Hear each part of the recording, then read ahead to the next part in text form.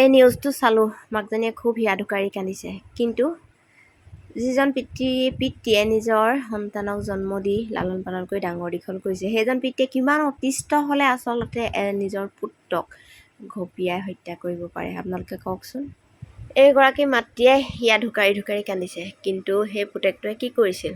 দিনটো কিবা এটা কৰিছিল, কৰি আহি পিনি কি কৰিছিলে, মদ খাই ঘৰত সাংঘাতিক এটা নিৰ্যাতন চলাইছিল মাক দেউতাকৰ ওপৰত। এয়া বৃদ্ধ দেউতাকে কি কাৰণে হত্যা কৰিব লগা হ'ল খঙৰ ভমকত।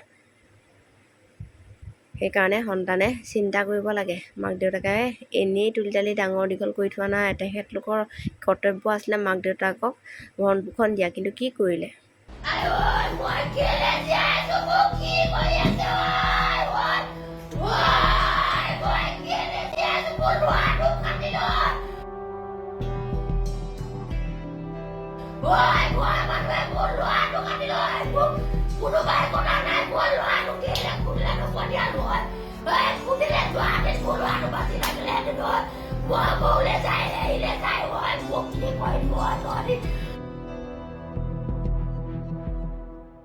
আপুনি কিয় কৰিলে ঘটনাটো?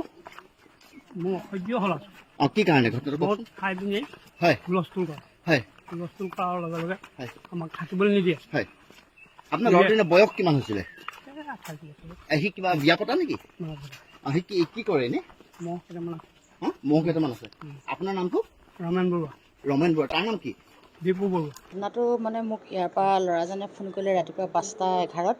মই শুই উঠিছোঁহে, বোলে এনেকৈ আপুনি ইয়ালৈ আহকচোন, আমাৰ এইটো বৰুৱা হেৰি বুলি কয়, এই জানৰ ঘৰলৈ আহক, এনেকৈ ঘটনা এটা হ'ল। মোৰ কি ঘটনা হ'ল? তেতিয়া ক'লে যে এই জানে হেৰিত কাটিলে, এই পুতেকক কাটিলে, আপুনি সোনকালে আহক। মই আহি দেখিলোঁ হয় বিচনাত তেনেকৈ শুই আছে, শুই থকা অৱস্থাতে সেইবিলাক। আৰু দেউতাকক যেতিয়া সুধিলোঁ ৰমেন বৰুৱাক, তেতিয়া তেওঁ নিজে কৈছে যে মোৰ ঘৰত অশান্তি কৰি থাকে, সি পানী দুনি খায়, সেইকাৰণে মোৰ ধৈৰ্য সীমা পাৰ হৈ মই তাক এনেকুৱা কাম কৰি দিলোঁ, আইন হাতত তুলি ল'লোঁ।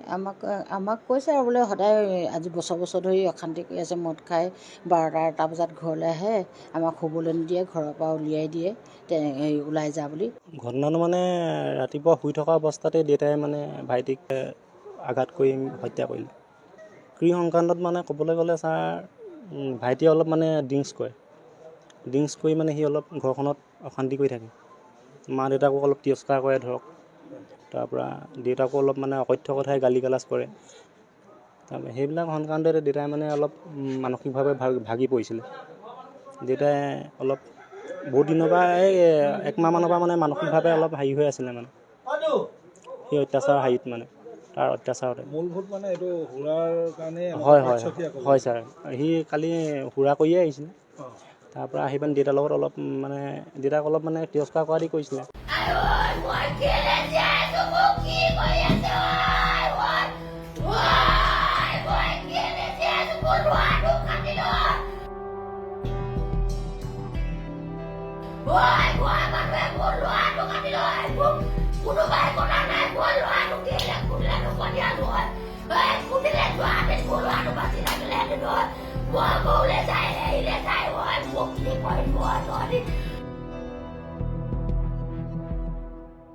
আপুনি কিয় কৰিলে ঘটনাটো?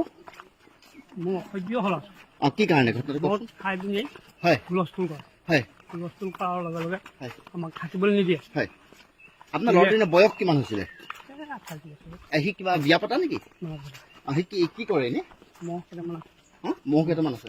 আপোনাৰ নামটো? ৰমেন বৰুৱা। ৰমেন বৰুৱা। তাৰ নাম কি? দীপু বৰুৱা। ঘটনাটো মোক ইয়াৰ পৰা ল'ৰাজনে ফোন কৰিলে ৰাতিপুৱা 5:11।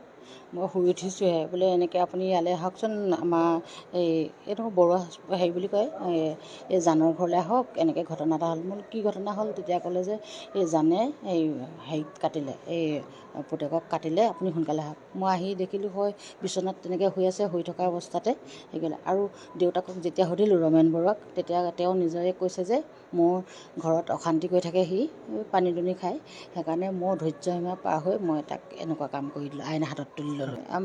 আমাক কৈছে আৰু বোলে সদায় আজি বছৰ ধৰি অশান্তি কৰি আছে, মদ খাই 12টা বজাত ঘৰলৈ আহে, আমাক শুবলৈ নিদিয়ে, ঘৰৰ পৰা উলিয়াই দিয়ে, ওলাই যা বুলি। ঘটনাটো ৰাতিপুৱা শুই থকা অৱস্থাতে দেউতাই ভাইটিক আঘাত কৰি হত্যা কৰিলে।